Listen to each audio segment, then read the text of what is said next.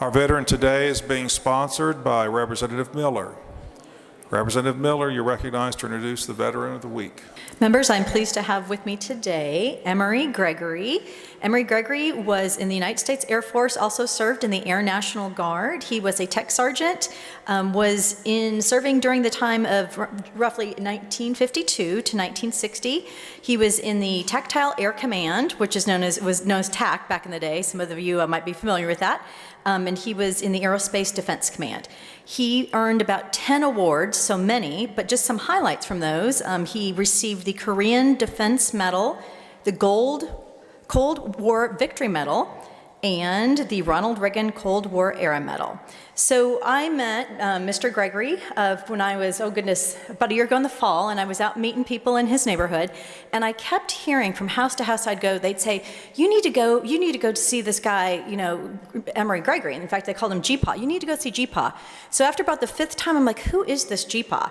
And so I finally knocked on his door and got to meet him, and he brought my husband and I in, and we had a wonderful conversation. And the thing that I think was so remarkable about him is just his true heart for serving, and not only in his church, but obviously all the service that he's done for his nation. So when I had the opportunity to have House District 82, a Veteran of the Week, I knew exactly who I was going to pick. It's GPA Emery. Another reason I call him GPA is that he has 17 great-grandkids, one of which is played basketball with my son. So just a special thing there. His wife is Ellen, lovely lady up in the balcony, and obviously some members of his church. He's very well loved. So without further ado, I would like to introduce GPA Emery.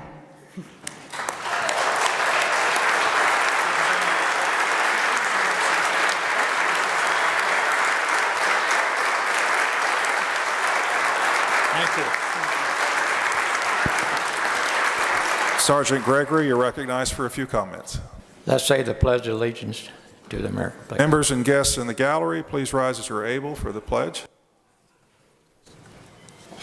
I pledge allegiance to the flag, United States of America, and to the republic for which it stands, one nation, under God, indivisible, and liberty and justice. You're welcome to make a few brief comments. This is for an Illinois boy. My wife and I moved here about 10 years ago. We had family here. And we decided when I hang up the pickup truck and move out to Oklahoma, and what a great state this is. Unbelievable great state. Everyone should love this state. We're just basically high school sweethearts, weren't we? In 1952, I went during the Korean War, and I volunteered like a lot of us. And guess what? From July to December of 1952, guess what this young man did? I hitchhiked back to Illinois, and we got married in late December. So she was in the Air Force with me for 7.5 years. And what a lovely, lovely lady she's been, and just an outstanding grandma, and her great-grandma, and been a lovely, lovely wife. I have some people here today, and I've met here in Oklahoma, and she can tell you we have coffee at McDonald's on MacArthur and Expressway, and we meet a lot of military guys. And it seems like when you get to visiting with some Oklahoma people, they always have a prayer for you, and they enjoy visiting space of military guys. And I don't know how many of you guys have been in the military here. Raise your hands if you've been in the military. I thank you for your service. You're a contribute to the state. But there's one I like to introduce, and I can see them up here. Well, there they are, right up here. It's the Rhodes family. And Lloyd, I've talked to him so many times. I've sat down with him. He was in in the end of World War II. And you ought to be so proud of families and his family.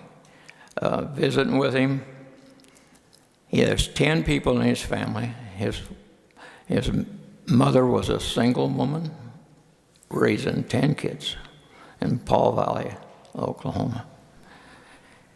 Lloyd was the last one to go in World War II. He was wounded, getting ready to go on to invade Japan. He was hit by a cable, on a broken cable, and hit him, and he was in the hospital for 4 months. But that's just not part of his family. He had a son named Denver, was an operator of cranes and stuff, helped build airports. He had an Alvin, was wounded in the Battle of the Bulge. That's his brothers.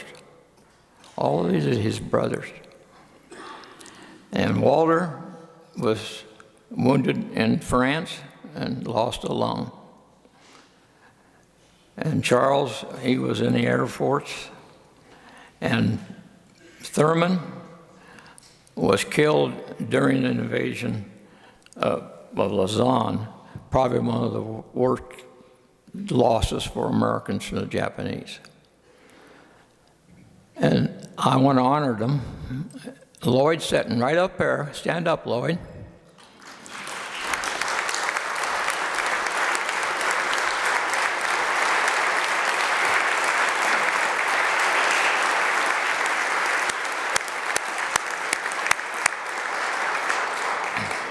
And with him is Dennis, and Dennis's wife. It's just a lovely, lovely family. He reminded me so much on my mother's side. There was 12 in my mother's family. She was the oldest. She had 7 sisters and 5 brothers. Guess what? I was the first grandson. So I was my grandma's favorite boy. I got the biggest piece of the pie, and I ate it. She always had it stuck over in the corner. And I know by talking to Lloyd, we had the same thing in our family. My uncle is 2.5 miles deep in the Pacific. His brother, my other uncle, was in the Navy. And he, after he got out of the Navy, in the late 45, 46, in that area, the Korean War comes on. And it's amazing. It's just amazing. He volunteered for the Army. Now, I'm in the Korean War. I've got an uncle the same age. I got one a year younger and one 2 years older. It shows you what the military at that time and today was all volunteered. And every one of us volunteered. Every one of us. I was very fortunate. I was in the Air Force. I have a little disability, but not a lot. And I use the VA. And I'd like to introduce someone else. Michelle, stand up. This is my daughter. She works for the VA. And if you need anybody in the VA to help you, she was in a social worker. And you know what she does now? She's in the suicide part of the VA. If you want to have heartbreaks, is to talk to her someday and hug her. And I know what she goes through. It's so tough. It's so tough. And I got up there with me is one of my great-grandsons, Brody. Hey, Brody, stand up. And just take a real good look at this kid. I've got 17 of them. And guess which one looks like me? That guy. You take my pictures when I was about his age, we look alike. And next to him is my granddaughter. And over next to his dad is John Bartell, works for the Bank of Oklahoma.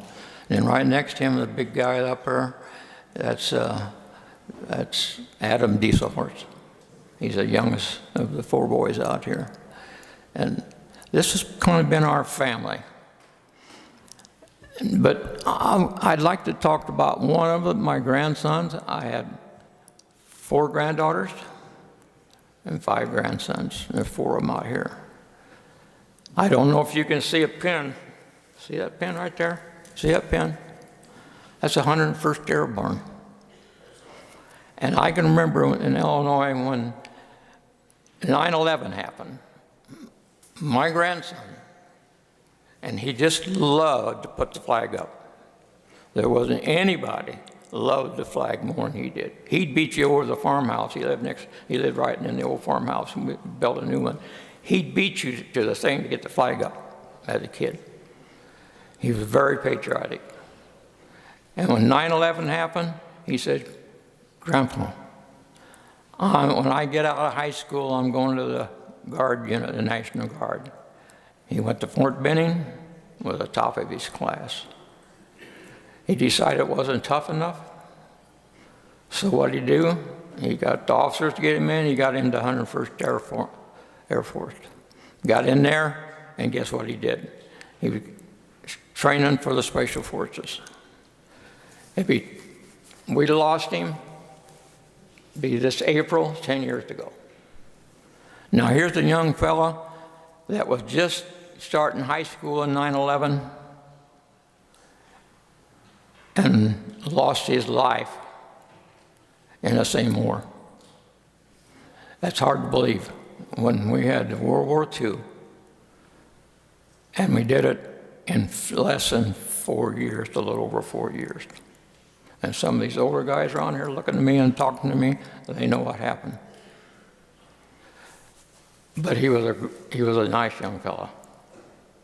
But you know how he lost his life? He didn't do it on the battlefield. He got injured in training. They kept him in the Air Force, in the Army, for about 8 months. And guess what they did? They gave him Oxycontin for 8 months for his pain. Couldn't get rid of it.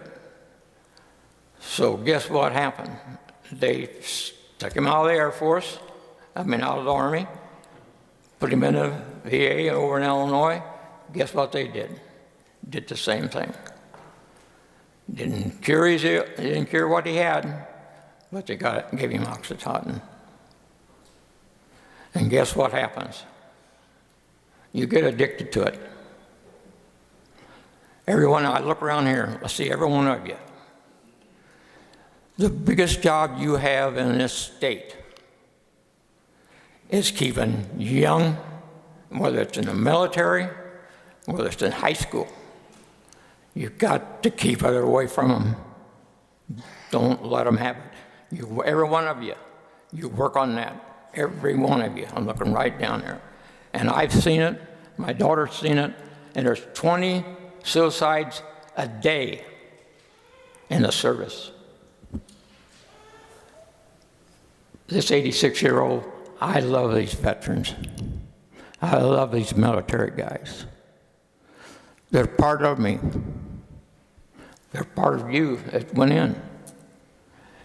You see a veteran, if you go down to the VA, and you should go in there if you haven't been there. This is not for me. I'm standing here in front of you, looking at every one of you, looking up in the crowd. This is a beautiful, beautiful building. But keep these young people alive before that way they can come in here and see every one of you, people in the blue. They can visit this place. But if you don't take care of this, it's going to be the biggest killer ever put in the United States. It's got to be stopped. And just don't think I'm a policeman. I'm not a policeman. I had security when I was in the Air Force. I didn't know what that kind of stuff was. We had pain. We had anybody pain. I lost good friends in the Air Force. Pilots, I took care of their airplanes. I flew with General Matheny back on the T-33. I loved those guys, those World War II guys. They were great. I never heard one of them ever complain about hurting. And you knew they hurt. So, for my sake, and praise God, I've sat with my minister at the Church of the Servants, and I've met him the other day at last Tuesday, and we talked for about half an hour. And this is what we talked about. And I just pray for God for all of you. And there's one other person I want to introduce, is Fran. She's sitting right up there, she's waving. She wants to thank every one of you for her job that you're doing down at Norman in the Veterans Home. Her husband is at the Veterans Home there. And what a fine lady she is, you know. And we met her husband before he had to go down there. And she's just beautiful. And the girls up there are sitting around there, and there's Dennis and Pam, and my wife's got a friend here, works right here in the Capitol. Thanks for coming. And I want for another person just to stand up just a minute. Ellen, would you stand up? Kind of hang on to her, Ellen.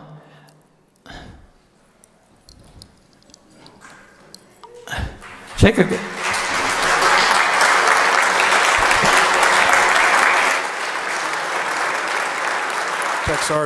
Tech Sergeant Gregory, thank you for your comments. Thank you for your advice. I really appreciate you coming to see us today. Clerk will read the citation. Whereas Emery Gregory is a resident of House District 82 in Edmond, Oklahoma, and served the United States Air Force from 1952 to 1960, and achieved the rank of Tech Sergeant for distinguished service.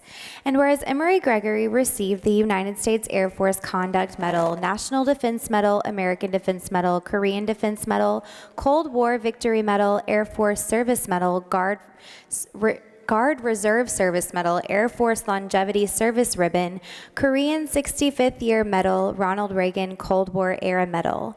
And whereas among the most honored of all those in public service are veterans who protected all Americans from enemies both foreign and domestic.